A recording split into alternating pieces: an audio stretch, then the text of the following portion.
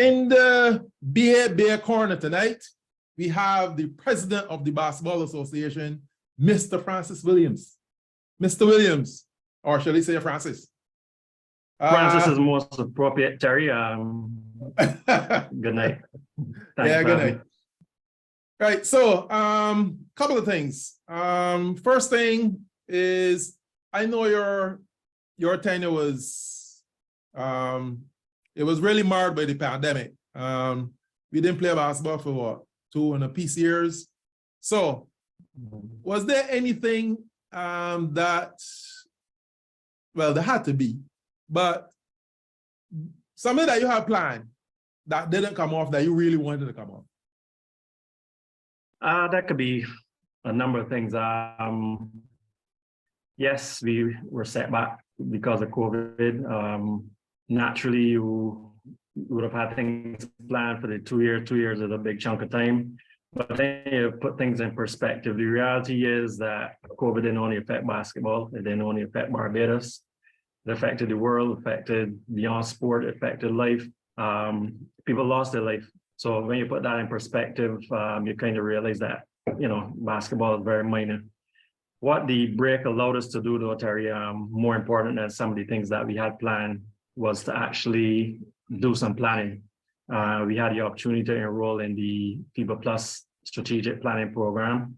It was about a 6-7 month course taken on, given by the international body, where we had the opportunity to interact with, you know, professionals at all levels of the business part of basketball.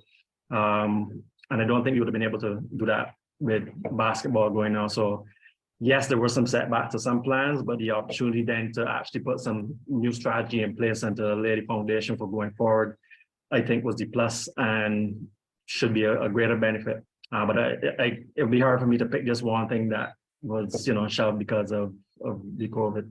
Yeah, okay, all right. Well, that was a kind of unfair question. So yeah, we'll go with what you said. Yes.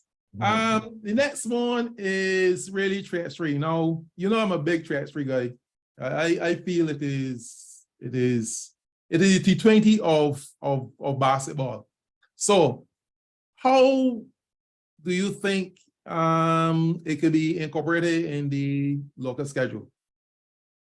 And there's not any longer an issue of hope is when 3x3 will be a big part of what we're doing going forward. It's being pushed heavily by the international body. The Olympic body as well is very keen on 3x3 and the possibility of smaller federations getting the opportunity to participate. So it will be something that we will be pushing even further. What we need to do a little bit more is get some of the older players involved for the senior tournaments especially. But you will see a lot more 3x3 in the coming year in regards to the schedule. Okay, great. All right, that's good for me. Yeah, as a 3x3 guy. The next question, though, I know that the elections are the 15th, I think 15th of December, right? Correct. All right, so are you running for president? All those in basketball I want to know.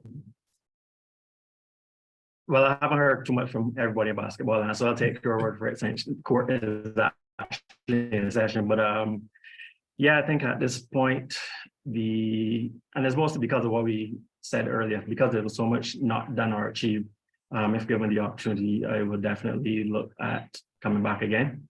At the end of the day, beyond what we discussed here tonight, it's still up to the membership to decide who, if and when. If there's somebody else out there with the level of energy, level of commitment that is required that can take it forward, I'm fine with that as well. But yes, right now, the intention is to come back again. Okay, great.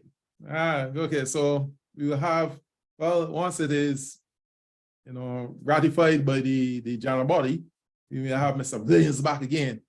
Okay, so if you're, you know, tell me some things that you feel you would want to implement. Most of the new stuff is going to fall within the same FIBA Plus program. We are finalizing the presentation for membership, so I don't want to give up too much here. But just so you know, the strategic pillars of that were built on basketball development, which is anything basketball related, youth, women. Then there is revenue generation. So that's the marketing arm of it.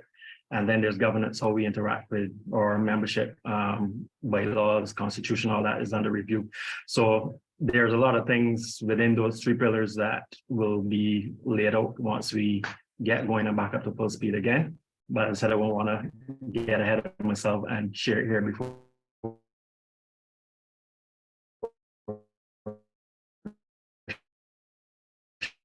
Sharing it with membership.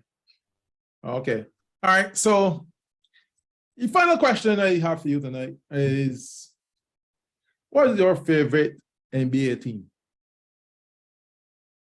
All right. So this, so that I won't start a fight or a quarrel. Until about 3-4 years ago, I used to be a Lakers fan. I've grown to accept that I don't necessarily need to have a team to be part of fandom. And life has been quite fine without having a team, but don't let's get into the particulars of why I no longer have an NBA team. Okay, but well, long live Kobe Bryant. Oh, okay. All right, well, that is fine. That is fine. We don't want to hold you to any team right now. Good. Right now, they got people that are actually hailing for the Kings, so you know we don't really know how basketball going.